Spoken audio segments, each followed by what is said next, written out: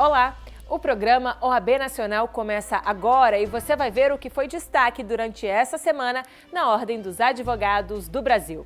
Presidente nacional da Ordem critica foro privilegiado e a inércia de setores políticos em encontrar soluções para o efetivo combate à corrupção e à impunidade no país. E mais, a gente exibe o documentário Saúde Mental e Dignidade Humana, produzido pelo Centro de Memória da OAB Nacional e que mostra a trajetória da luta antimanicomial no Brasil. Você vê tudo isso agora no programa OAB Nacional.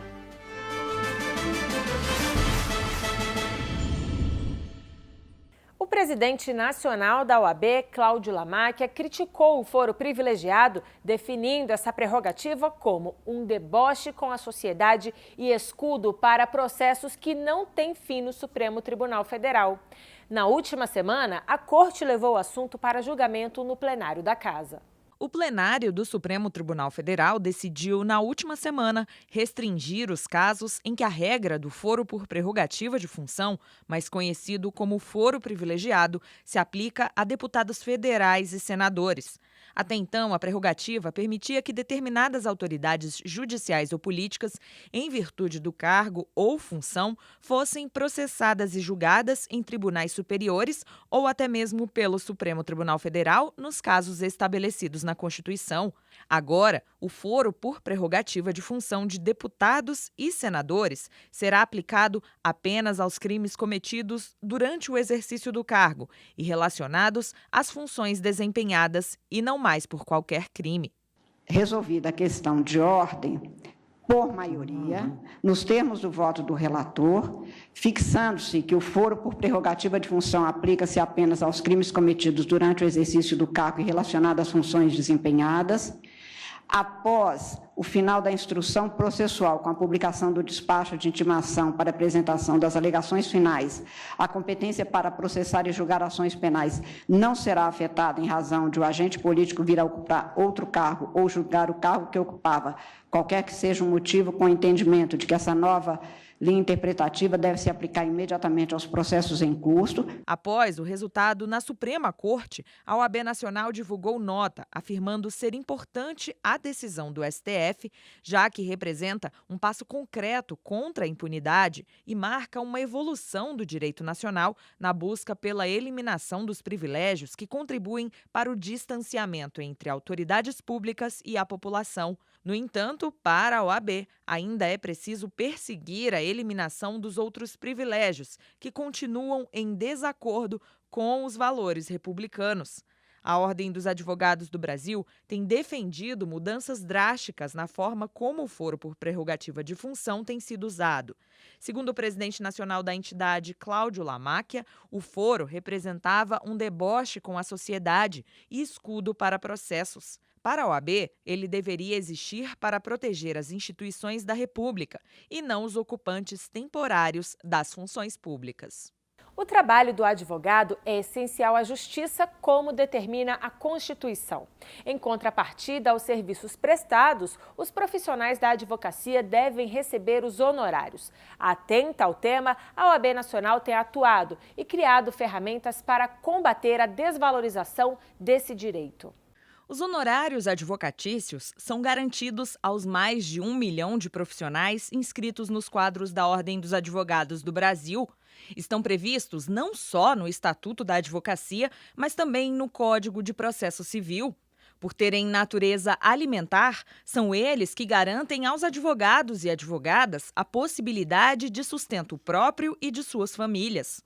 São 3 os tipos de honorários: os contratuais, quando fica acordado entre cliente e advogado; os sucumbenciais, quando a parte perdedora no processo fica obrigada a pagar a vencedora; e os honorários arbitrados, onde o valor a ser pago ao advogado é decidido pelo juiz.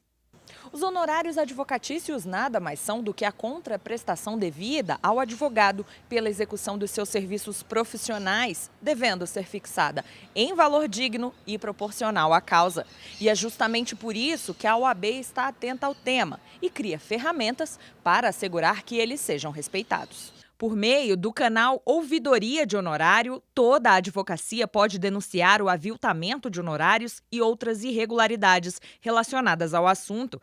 Para se ter uma ideia, entre janeiro de 2016 e julho de 2017, a Ouvidoria de Honorários recebeu 994 manifestações sobre o tema. O contato pode ser feito pessoalmente, por telefone, fax ou correspondência. São várias as ações da entidade também em prol dos honorários da classe. Em 2016, com a entrada em vigor do novo Código de Processo Civil, a OAB atuou junto às Cortes Superiores pela revogação de súmulas contrárias ao novo CPC ou prejudiciais ao exercício da advocacia. Já em 2018, por meio da Procuradoria Nacional de Defesa das Prerrogativas, a Ordem ingressou como amicus curiae em ação no Superior Tribunal de Justiça e conseguiu o aumento de honorários de sucumbência a um advogado, fixado muito abaixo do valor estabelecido em lei. A Escola Nacional de Advocacia, a ENA, trabalha constantemente pelo aprimoramento e atualização de conhecimentos jurídicos da classe. E durante todo o ano, advogados e advogadas podem aperfeiçoar seus conhecimentos e habilidades técnicas no exercício profissional por meio dos cursos oferecidos pela escola. No mês de maio, a agenda está bem diversificada. Confira. Cursos online, ao vivo, telepresenciais e videoaulas gratuitas. Todas essas opções estão disponíveis na agenda de maio da Escola Nacional de Advocacia para os interessados em aperfeiçoar seus conhecimentos. O objetivo é otimizar a atualização da advocacia em temas relevantes do direito. A maior escola de advocacia talvez do mundo. Nós temos quase 1 milhão de advogados que esperam diariamente por nossas novidades, por nossos cursos promovidos e pela especialização a ser oferecida. Estamos promovendo, de alguma forma, o saneamento para que nós possamos, sim, entregar ao advogado o melhor do ensino jurídico. O calendário de cursos online será em parceria com a ASP, Associação dos Advogados de São Paulo, e as aulas transmitidas ao vivo para todo o país com participação interativa dos alunos para envio de perguntas durante as ministrações. Nesta modalidade, os cursos ofertados serão sobre as seguintes temáticas: penhora de imóveis de acordo com o novo CPC, a reforma trabalhista e o recurso de revista, consumidor e fornecedor em ambiente eletrônico, direitos e deveres, efetividades dos provimentos executivos, visão estratégica da produção antecipada de provas, audiência trabalhista e aspectos jurídicos da economia digital. Os cursos telepresenciais também acontecem em parceria com a ASP e as palestras são transmitidas via satélite para todo o país. As aulas são realizadas nas escolas superiores de advocacia e nas seccionais da OAB em cada estado. Quem escolher os telepresenciais poderá estudar sobre a prática forense previdenciária, benefícios, aspectos processuais na falência, negociação e treinamento para advogados, como maximizar resultados e definir estratégias para audiências e efetividade da execução por quantia certa, aspectos práticos sob a perspectiva do executado. Todas as informações sobre datas, valores e inscrições dos cursos estão disponíveis no site da ENA. Outros cursos já ministrados de temas como novo CPC, direito civil e reforma trabalhista, com advogados especialistas no assunto, também estão disponíveis e de forma gratuita no site da escola. Hoje você vai assistir ao documentário Saúde Mental e Dignidade Humana, produzido em 2014 pelo Centro de Memória do Conselho Federal da OAB. Ele resgata o tratamento dispensado aos doentes mentais pelo sistema judiciário no Brasil. No dia 18 de maio, o país comemora o Dia Nacional da Luta Antimanicomial, que marca a ação da sociedade em favor das pessoas com transtornos mentais e pela preservação de seus direitos.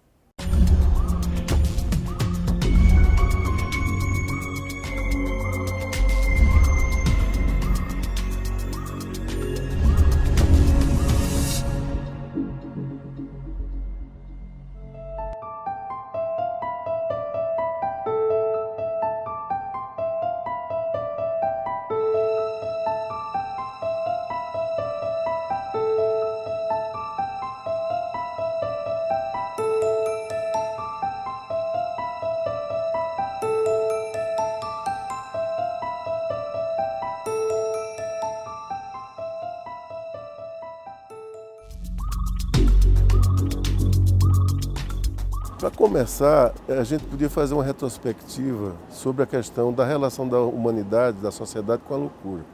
Porque ela vai mudando, né, conforme a época. Então, na antiguidade, a gente tinha, na expressão da loucura, era interpretado como sendo a palavra divina. Então, os loucos, né, eles muitas vezes decidiam casamentos, guerras, enfim, uma série de decisões importantes que funcionavam para poder ajudar a gerir a sociedade e o Estado. Quando chega na Idade Média, essa lógica ela é rompida com o movimento da Reforma Protestante e da Contra-Reforma Católica, que instituiu a figura do endemoniamento. Porque os loucos, dada a sua incontinência, dada a sua irreverência, né, a sua falta de compromisso com a adequação, passaram também a ser enquadrados como sendo porta-vozes do demônio, junto com as mulheres adúlteras, junto com aqueles que contestavam a igreja e por aí vai. Então, a partir dessa época que se começa a construir o imaginário social da loucura que persiste até a data de hoje.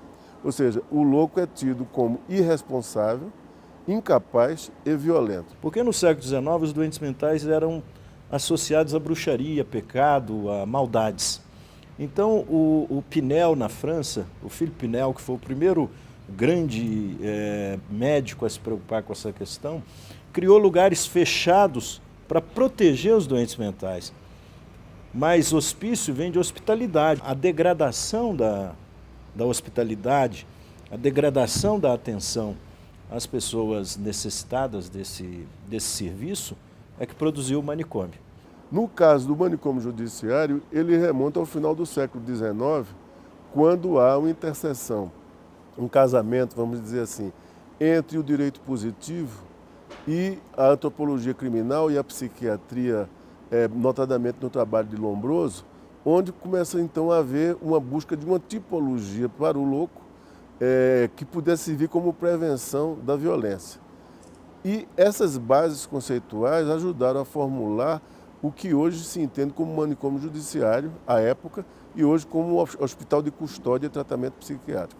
Então, esse casamento ele ainda perdura, certo? E, no caso do Brasil, a instituição do manicômio judiciário, ela nunca cumpriu a sua finalidade assistencial. Alguns anos antes, em São Paulo, tinha havido um primeiro congresso brasileiro de doentes mentais, onde psiquiatras, terapeutas, assistentes, usuários, eles nunca tinham ido a nenhum congresso, iniciaram o processo pela reforma da lei, que era a lei dos loucos, a lei dos psicóticos, que era uma lei dos anos 30 ainda, do Getúlio Vargas. E essa lei que estava em vigor, é essa lei que dava o direito a qualquer pessoa interditar uma pessoa acusada de ser doente mental. Então essa lei era um grande fator de abuso no Brasil. Você internava qualquer pessoa que lhe criava caso, qualquer pessoa que lhe incomodava, sendo doente ou não, você emitia no hospício. Então o Brasil tinha 600 mil internados. E para resolver, às vezes, conflito familiar, problema de herança, briga de namorado, briga de marido com mulher, mulher com marido, pai com filho, filho com pai, tudo se usava pela psiquiatria. E iniciei o processo de mudança da lei pelo lado dos direitos humanos. O doente mental, todos são iguais perante a lei, inclusive os doentes mentais. Essa lei tramitou 12 anos no Congresso Nacional. E nos anos 90, tanto que ela foi sancionada pelo presidente Fernando Henrique e foi regulamentada pelo presidente Lula. Você vê, é uma lei que passa por 6 governos. Nós não conseguimos unidade para aprovar a inimputabilidade, a imputabilidade, considerar culposo ou doloso o crime de um louco infrator. Não houve unidade para isso. E então nós tivemos que tirar da lei o infrator. A Lei 10.216 criou uma série de dispositivos e um deles que garante a possibilidade de pessoas egressas, né, dos manicômios judiciários serem acolhidas em serviços residenciais terapêuticos, né? Ou seja, As pessoas que saem do sistema, muitas vezes, provavelmente na maioria das vezes, não têm para onde retornar, né? E uma das justificativas da permanência prolongada das pessoas é que, já que não tem para onde ir, fica aqui, né? Fica internado ainda, né? Então, hoje há dispositivo legal que permite a pessoa receber um apoio para poder e estar numa residência terapêutica. Essa luz que essa lei possibilitou tem o mesmo significado que a política de direitos humanos teve quando a ONU criou pela primeira vez no Congresso de Viena. Eu tive no Congresso de Viena como delegado brasileiro em 1994 e lá no Congresso de Viena nasceu a ideia de que nós tínhamos que colocar os doentes mentais também na política de inclusão social. Não bastava mulheres, crianças, negros, pobres, indígenas, populações marginalizadas. Havia uma categoria esquecida no mundo. E essa categoria eram os doentes mentais. Acho que há uma prisão perpétua no Brasil. E o Brasil não tem prisão perpétua. O tempo maior de prisão para o pior crime que um brasileiro cometer é 30 anos. Mas para o doente mental, o infrator, o louco infrator, ele não tem revisão da sua pena. Então o manicômio judiciário tem pessoas que estão lá há mais de 60 anos. Morrem no manicômio judiciário.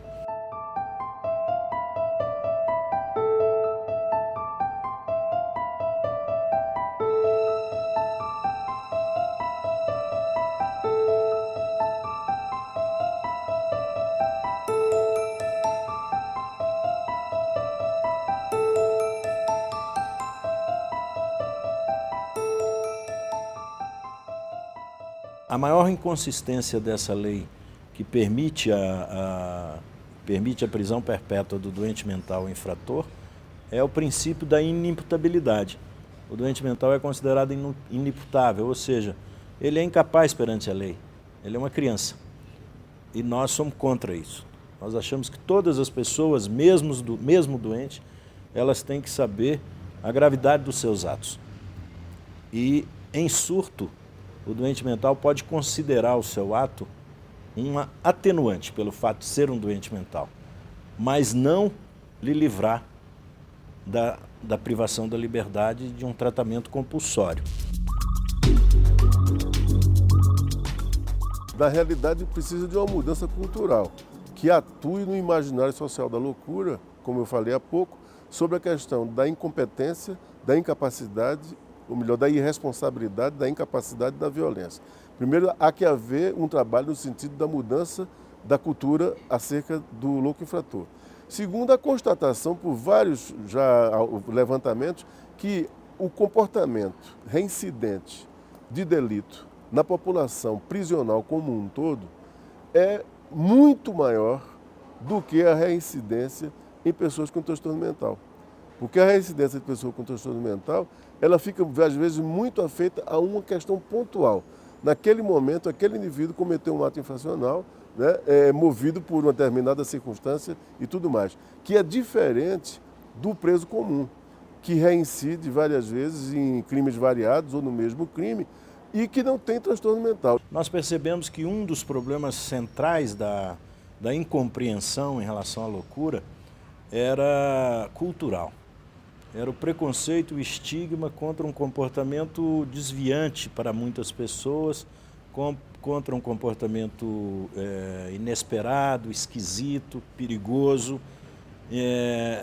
E dois eram os pilares desse edifício do preconceito. Um era a periculosidade, todo doente mental é perigoso. E o outro era a incapacidade civil permanente. O doente mental é incapaz de viver em sociedade, é incapaz de ser produtivo. Ou seja, sem ter aceitação social e sem ter utilidade econômica, essa pessoa era um repolho. Ela ia desaparecer da sociedade. Na verdade, esta porta de entrada do sistema judiciário, né, para os pacientes psiquiátricos é uma distorção, porque a maioria das pessoas que acabam entrando nesse sistema são pessoas que cometeram delitos de pequena monta, de pequeno impacto, né? Agora, a porta é muito ampla porque as pessoas receiam as exceções, né? Tem aquelas situações bizarras que, vamos dizer assim, a sociedade não sabe como lidar. Em função da exceção, cria-se, né, um dispositivo no qual a pessoa pode passar a vida inteira cerceado da sua liberdade porque pegou uma maçã numa feira, roubou uma sandália havaiana, quebrou o vidro da padaria.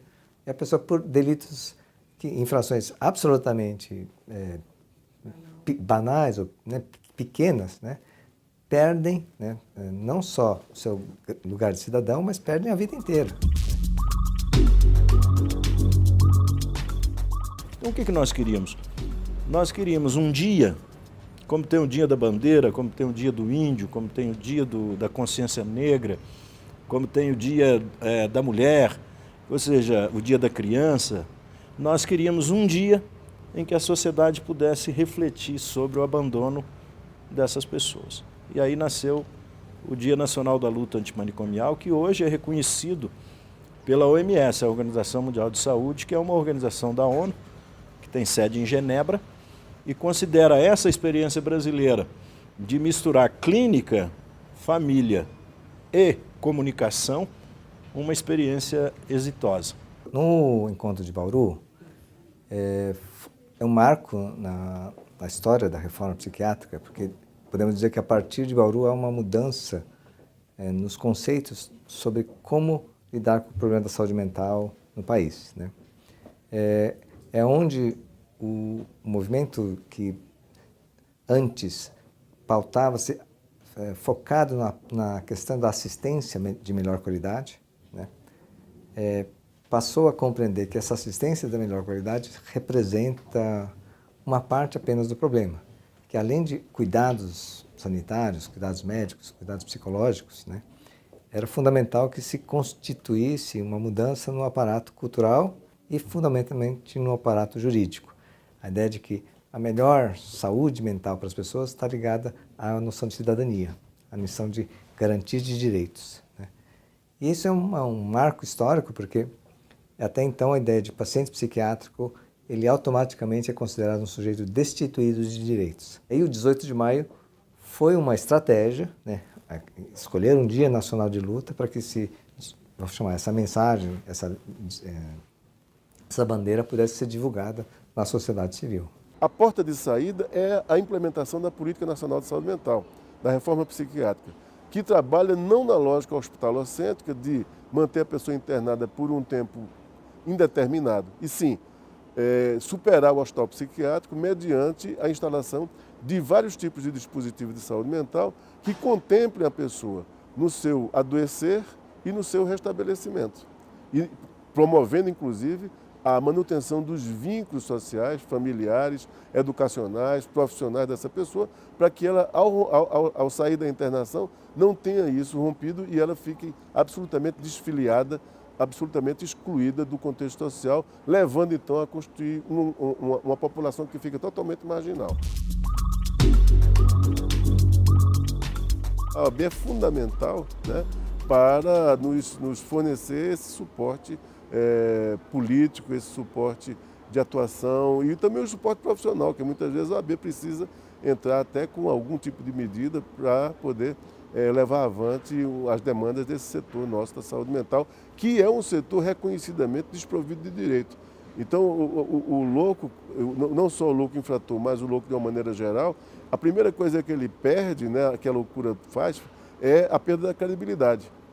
Então, a pessoa com transtorno mental, ela perde, a primeira coisa que ela perde, ela tem uma série de perdas. A primeira coisa que ela perde é a credibilidade. E a OAB entra, nesse caso, para garantir a credibilidade dessa pessoa como um sujeito de direito. E não somente como uma pessoa que tem transtorno mental sem nenhuma credibilidade. Eu acho que a OAB foi muito parceira no processo da luta pela conquista, vamos chamar assim, dessa Lei 10.216, que foi promulgada em 2001. Né? Então, durante a década de 90, a OAB participou de várias citações. E em 2004, quando houve essa vistoria que a OAB fez nacionalmente, né, aquilo foi um marco importante, né, para reafirmar a lei que tinha sido promulgada em 2001. Eu acho que o sistema político não aciona o judiciário para ele se modernizar. Porque é evidente que é falta de jurisprudência, é falta de uma base legal para que o sistema político possa, com continuidade, trabalhar. A presença da OAB numa luta dessa é fundamental para isso. Porque o que a OAB sinaliza com essa campanha ou com essa homenagem que faz à luta antimanicomial? A OAB sinaliza que todos são iguais perante a lei, inclusive os doentes mentais. E isso vai produzir efeito no parlamento, isso vai produzir efeito nas portarias governamentais. Ou seja, os advogados brasileiros não querem ninguém sofrendo por falta de lei. E o programa OAB Nacional fica por aqui. Você pode visitar as nossas redes sociais. A OAB está no Instagram, Facebook, Twitter e YouTube. É só colocar CF-OAB. Não deixe de acessar também o site da Ordem, oab.org.br. Obrigada pela companhia e até semana que vem.